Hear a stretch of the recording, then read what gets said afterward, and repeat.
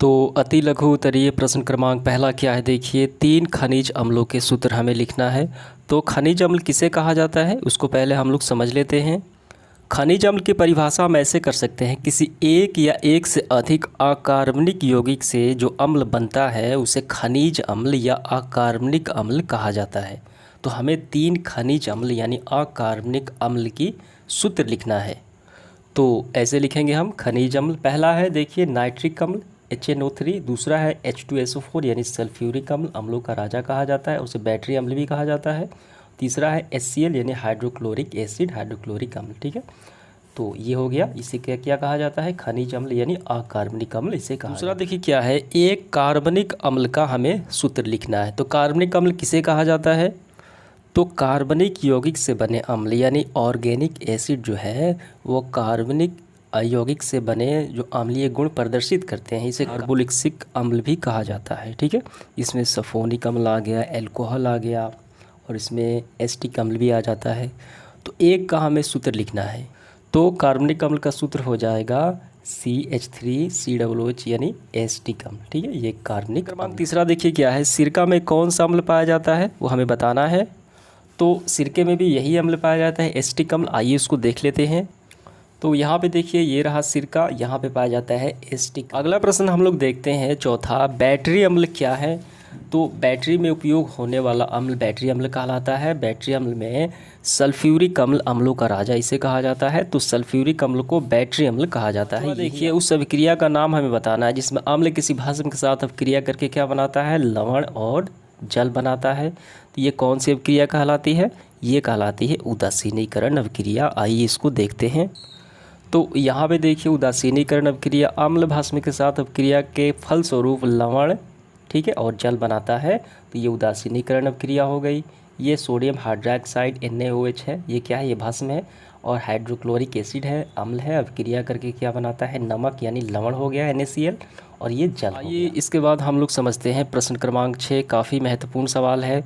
सामान्य लवण, अम्लीय लवण और तथा भास्मिक लवण 3 अलग अलग लवण के प्रकार हैं, एक एक उदाहरण देना है।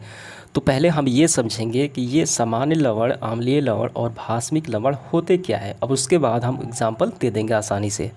तो यहाँ पे समझिए आप लवणों का वर्गीकरण। सामान्य लवण किसे कहा जाता है, वैसे लवण जिनके विस्थापित हाइड्रोजन या हाइड्रोक्सिल समूह, हाइड्रोक्सिल समूह क्या है, OH, ठीक है, OH समूह इसमें या विस्थापित हाइड्रोजन नहीं होते हैं, वो सामान्य लवण हैं, वो कहलाते हैं। ठीक है, सामान्य लवण कहलाते हैं, जिसमें देखिए ये शामिल है NaCl। तो इन सारे में आपको दिखाई पड़ रहा है कि OH समूह नहीं है और न ही कहीं सिंगल हाइड्रोजन है, H2 H3 या सिंगल H कहीं भी नहीं है। यहाँ देखिए ये अमोनिया है, ठीक है, अमोनियम क्लोराइड है। तो ये क्या है, ये सारे सामान्य लवण कहे जाएंगे। ठीक है, तो ये समझ में आ गया। अम्लीय लवण क्या है, किसी अम्ल के अणु में उपस्थित विस्थापित हाइड्रोजन परमाणु को धातु द्वारा अंशतः विस्थापित के फलस्वरूप बने लवण को अम्लीय लवण कहते हैं। यानी दूसरे शब्दों में देखिए वे लवण जो किसी भस्म द्वारा किसी अम्ल के अपूर्ण उदासीनीकरण के फलस्वरूप बनते हैं। ठीक है, तो सोडियम हाइड्रोक्साइड क्या है, ये भस्म है, ठीक है, और ये लवण है। तो दोनों मिले तो अपूर्ण उदासीनीकरण यानी एक दूसरे के प्रति ज़्यादा रिएक्ट नहीं हुए, तो ये क्या हुआ, तो अम्लीय लवण सोडियम बाइसल्फेट, ये क्या है, ये अम्लीय लवण प्राप्त होता है और ये जल प्राप्त होता है। तो इसे हम अम्लीय लवण कहेंगे। ठीक है, और ये भी ध्यान देना है कि अम्लीय लवण में एक या एक से अधिक हाइड्रोजन परमाणु विद्यमान होते हैं। तो यहाँ पे देखिए, यहाँ पे कितना हाइड्रोजन परमाणु है, 2 हाइड्रोजन परमाणु है। यहाँ पे कितना है, 1 है। ठीक है, तो ऐसे लवण को हम कहते हैं अम्लीय लवण। और तीसरा जो है भास्मिक लवण, ये क्या है, वैसे लवण जिनके अणु में एक से अधिक हाइड्रोक्सिल समूह होते हैं। ठीक है, उनमें एक से अधिक हाइड्रोक्सिल समूह होना चाहिए, तो भास्मिक लवण कहलाते हैं। तो अम्लों द्वारा आंशिक रूप से उदासीन होकर ये भास्मिक लवण बनाते हैं, कम रूप से उदासीन होकर।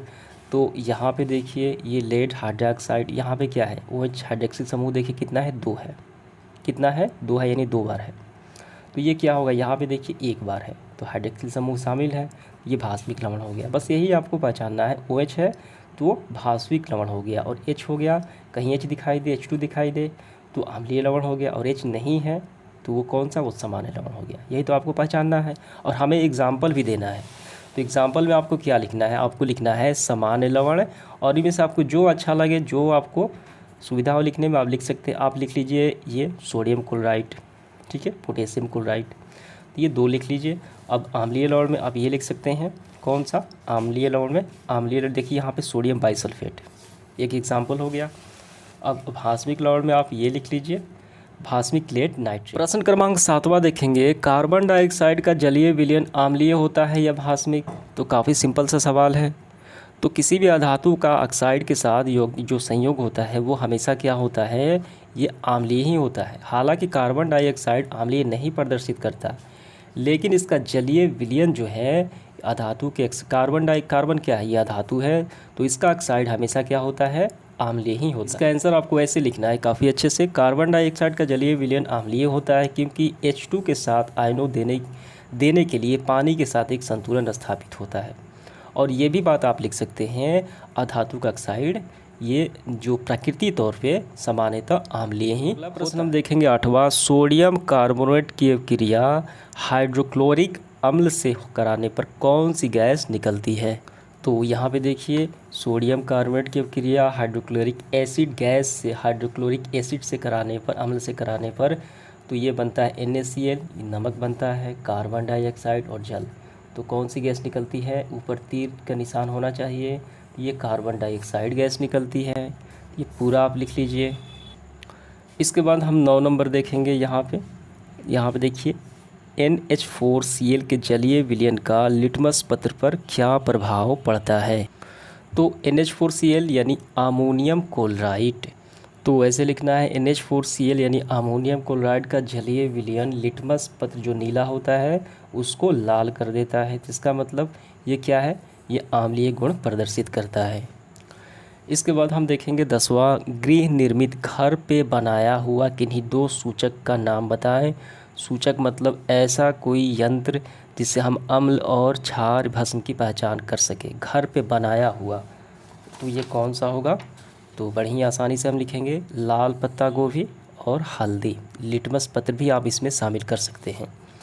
इसके बाद 11, 2 रंगीन पदार्थों, यहाँ पे ध्यान देना है, 2 रंगीन पदार्थ यानी सूचकों अम्ल और भस्म की पहचान, अम्ल और क्षार की पहचान करने वाले जो यंत्र होता है, किसी अज्ञात द्रव, कोई भी अज्ञात तरल पदार्थ है उसको हम नहीं जानते हैं, अब क्षारीय है अम्लीय प्रकृति बताने के सक्षम हो, तो रंगीन हमें बताना है। तो आप उसमें से कौन शामिल कर सकते हैं, आप उसमें लाल पत्ता गोभी और हल्दी, यही आप उसमें शामिल करेंगे क्योंकि ये 2 रंगीन की बात यहाँ पे की गई है, ठीक है। तो वही आप लिख लीजिए जो हम अब 10 में लिखेंगे। 12 देखिए क्या है, किस क्षार के लवण में धात्विक आयन नहीं होते हैं। तो ये क्या कहलाता है, तो 12 का देखिए अमोनिया हाइड्रोक्साइड क्षार के लवण में धात्विक आयन नहीं प्राप्त होते हैं, ठीक है। 12 का आंसर हो गया। अब 13 देखिए क्या करना है, इस अभिक्रिया को पूरा करना है। जस्ते की अभिक्रिया सल्फ्यूरिक अम्ल के साथ, लोहे की अभिक्रिया हाइड्रोक्लोरिक एसिड के साथ। तो ये समीकरण पूरा करेंगे, इससे पूरा करेंगे ZnH2SO4। तो जिंक सल्फ्यूरिक अम्ल के साथ अभिक्रिया करता है, देखिए Zn जो है SO4 यानी ZnSO4 होगा और ये क्या बनेगा, हाइड्रोजन गैस मुक्त होगी। और वहीं देखिए लोहा हाइड्रोक्लोरिक एसिड से अभिक्रिया करता है, तो ये क्या बनेगा, FeCl, क्या बनेगा, FeCl2 बनेगा, क्योंकि यहाँ पे Cl 2 है, हाइड्रोजन भी 2 है, तो हमें क्लोरीन को 2 करना होगा, प्लस में H2, हाइड्रोजन गैस मुक्त होगी, ठीक है।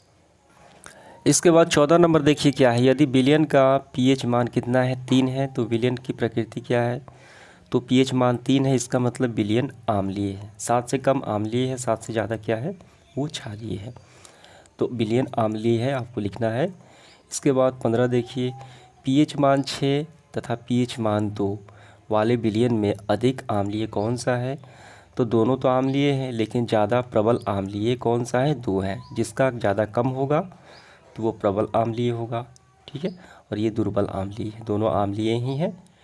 तो अधिक अम्लीय हमें बताना है, तो अब अधिक अम्लीय pH मान 2 वाला विलयन है।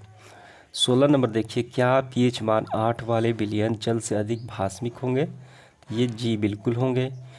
7 से ज़्यादा ये उदासीन, 7 क्या है, उदासीन होता है, ठीक है, जो जल का होता है। तो ये 8 है। तो 7 से कम आम्लीय, 7 से ज़्यादा क्षारीय, 8 वाले विलयन अधिक क्या होंगे, भास्मिक होंगे।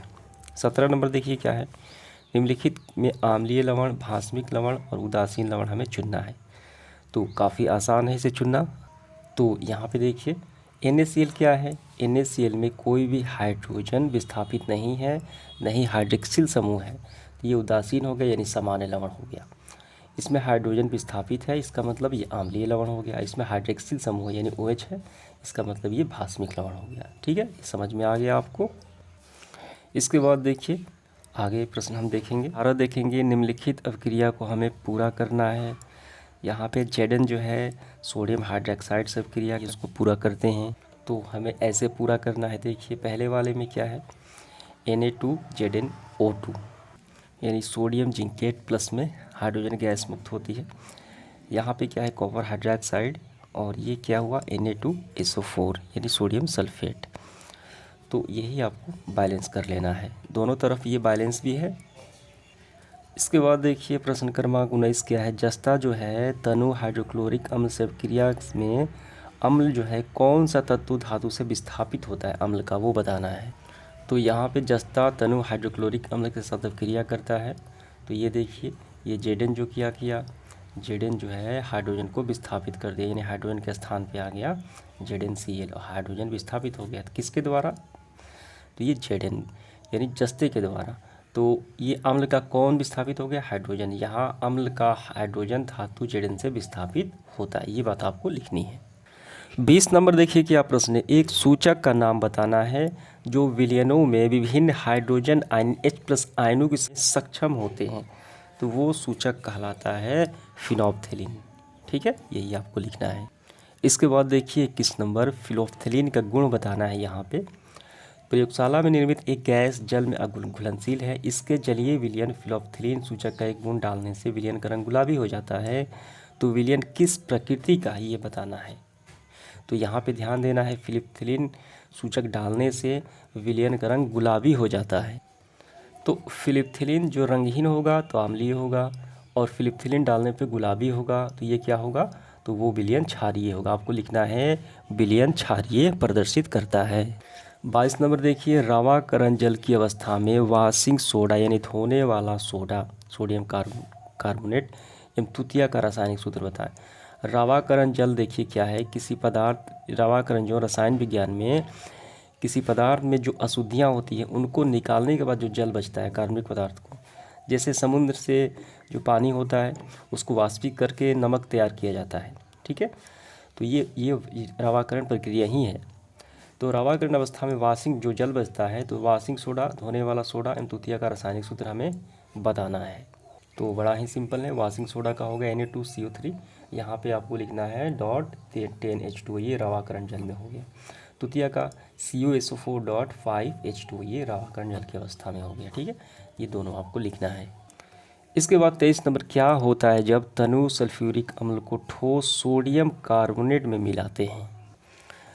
तनु सल्फ्यूरिक अम्ल को ठोस सोडियम कार्बोनेट में मिलाने से क्या बनता है, यहाँ पे सोडियम सल्फेट बनता है, जल बनता है, कार्बन डाइऑक्साइड गैस मुक्त होती है, यही बात आपको लिखनी है। 24 नंबर प्रश्न बड़ा ही सिंपल है, किसी विलयन में H+ आयन हाइड्रोजन आयन की सांद्रता बढ़ने से pH का pH मान क्या प्रभाव पड़ेगा, तो pH मान घटेगा। H+ आयन की सांद्रता बढ़ेगी यानी अम्लीय होगा, तो अम्लीय होने से pH मान क्या होता है, घटता है। तो आपको लिखना है pH मान घटेगा। इसके बाद देखिए 25 नंबर, वायुमंडल में जल के अणु त्यागने वाले जल योजित लवण क्या कहलाते हैं, तो ये उत्फूलन कहलाते हैं, उत्फूलन लवण कहलाते हैं। ठीक है, ऐसे लिखना है, उत्फूलन लवण कहलाते हैं। 26 नंबर देखिए, पौधे के संतोषजनक वृद्धि, अच्छे वृद्धि के लिए मिट्टी का pH मान कितना होना चाहिए। प्लांट के संतोषजनक वृद्धि के लिए मिट्टी का pH मान 7 के आसपास रहने पर अधिकांश पौधे वृद्धि संतोषजनक होती है, कितने, 7 के आसपास। इसके बाद देखिए 27 नंबर, 2 सूचकों का नाम लिखना है, लिटमस पत्र, हल्दी, लाल पत्ता गोभी, आसानी से आप लिख सकते हैं, चुकंदर भी लिख सकते हैं। 28 साधारण नमक में किस यौगिक को मिलाने से आयोडीन नमक ये बन जाता है, ये बताना है। तो यहाँ पे समझिए, अतः साधारण नमक में पोटेशियम आयोडेट या पोटेशियम आयोडाइड मिलाने पर क्या बनता है, वो आयोडीन युक्त बन जाता है। तो ये आपको दोनों ही लिखना है। इसके बाद देखिए 29 नंबर, एक प्रस्वेद लवण का हमें सूत्र बताना है। तो वायु में खुला छोड़ने पर पसीजने वाले जो लवण होते हैं वो प्रस्वेद लवण कहलाते हैं। तो इनका सूत्र देखिए क्या है, अनाद्र, यहाँ पे देखिए कैल्शियम क्लोराइड है। ठीक है, तो आपको लिखना है अनाद्र कैल्शियम क्लोराइड। यहाँ पे देखिए ये पसीज रहा है यहाँ पे। 30 नंबर देखिए क्या है, अम्ल जल में क्या प्रदान करता है, तो H+ आयन प्रदान करता है, हम लोग सभी जानते हैं। तो इस तरीके से ये सेशन समाप्त हो जाता है।